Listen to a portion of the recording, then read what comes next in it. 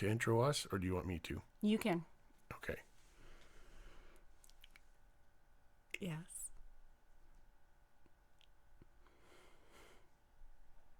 Am I making you nervous? I don't know what you're doing. That's pretty much our life. I'm Scott. This is Shannon. Hi. We are doing the vlogging thing. Is it vlogging? Yes. Vlogging. We feel we have some unique circumstances, and we hope that our experiences might be beneficial to someone. So that's why we're doing it. Also, I totally love to listen to myself talk. And I do not. My wife like to listen hates to it myself when I talk over her, like I'm going to do right now. So we don't have a name yet. We will by the time we post this, but we haven't figured that part out yet. We just knew that we needed to get some of this down on paper. No, this is not paper. On video. On video? On video. All right. At least it's not videotape. Nope. We are that old. So to share what our plan is overall, we have some notes. Yes. No. Just so if make you the hear paper noise, it's you'll fine. hear it. We'll get this sorted out. Okay. So what are our goals for episode 1? Well, we want to share our story. We have unique circumstances. They're Already unique said to that. ours, but not so much. There's many other people, when we've shared our stories with other people, some of them have said, oh, I know somebody, or them themselves are going through similar things. And just to hear our story has helped them. And that's kind of our goal, is to help other people so they don't feel alone, maybe do some making them feel better about their situation, looking more positively towards things, and know that it's not the end of the world, I guess. Sure, that works. So does that cover? Kind of our goal. Yep. Okay. Not being alone. All right. So we can start with our story a little bit. And where were we going to start with how we met, or where were we going to go? No, we were going to start with what's actually going on. Oh. We've been married for almost 25 25,000 years. 25,000 years, yes. 25 years. And about 12 to 15 years ago. 15 years ago now. Scott was diagnosed with peripheral neuropathy. Which falls under the greater heading of muscular dystrophy.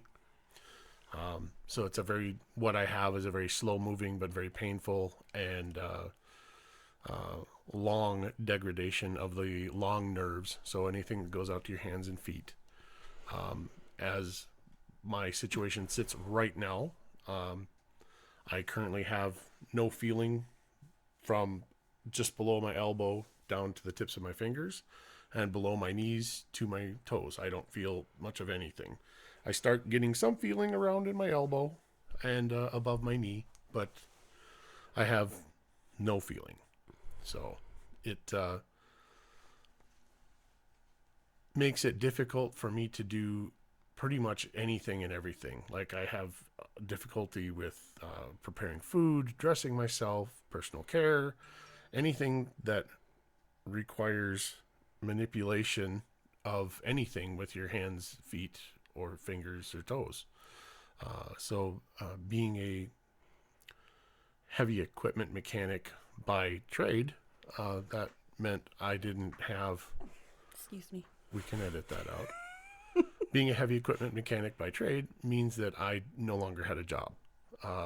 If you can't feel things and you can't know if they are hot, cold, broken by touch, it makes it very difficult to do that job. So after fighting my diagnosis and continuing to work for almost 9 years? Yeah.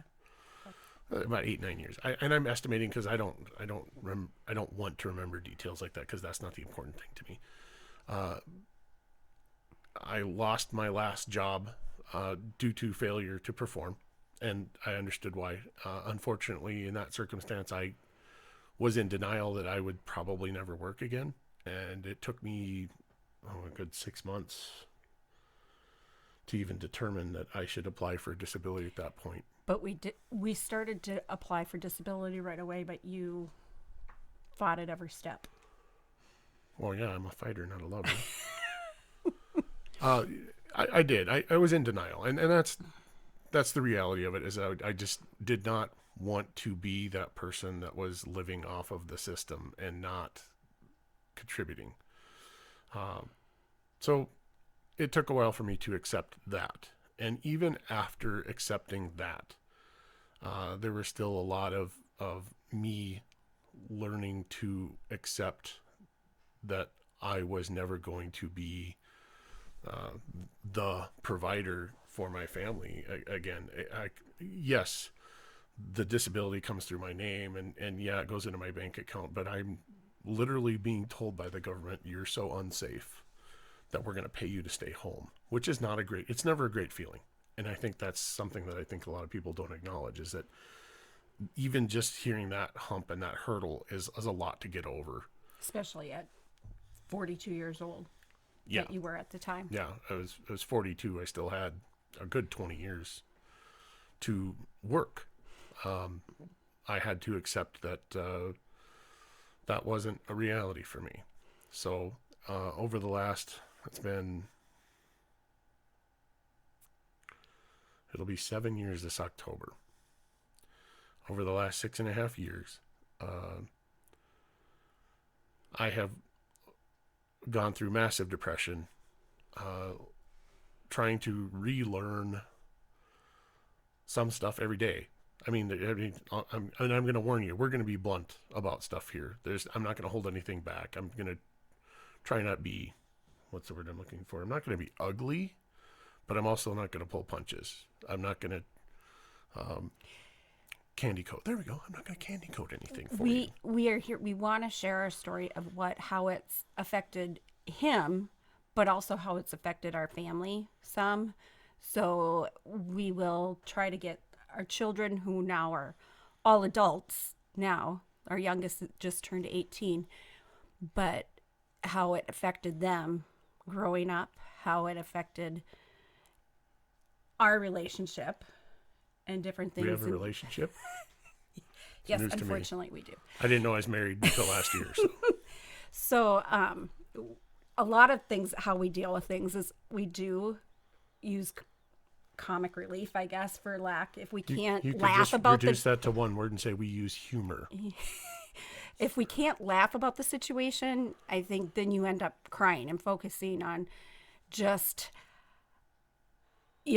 this life is not how we imagined it. When we got married, this is you had totally not what we had planned at you all. know, at this point in our lives, with our youngest going off to college in the fall and our middle child's in college, we were just, this is the part where we're supposed to enjoy. We're supposed to start enjoying each other again and being able to travel, and how with his disease that may not necessarily be an option anymore, or how we imagine to travel. It really limits options of what I can and can't do.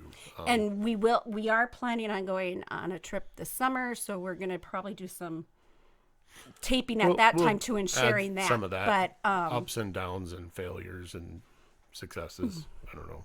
And sharing stories about, there's been times where when we go places, he's in a wheelchair, and how that affects traveling, and how he feels about that, and how, the struggles that we face. And nobody wants to not be able to use their body. I mean, wow, that sounded really bad. Yeah, I really just said too much there, didn't I? I don't want to be this way, but I'm stuck with this. And so for us, this is showing everybody how we manage, or what we manage to do, in the light of what is thrown our way. And we just plan to show you how it is. And it's going to be raw. It's not going to be scripted. It's not going to be... if you couldn't tell already, this is not scripted. Yeah. So we want to help other people. We want to share our story. We want to have this... we kind of want to document this.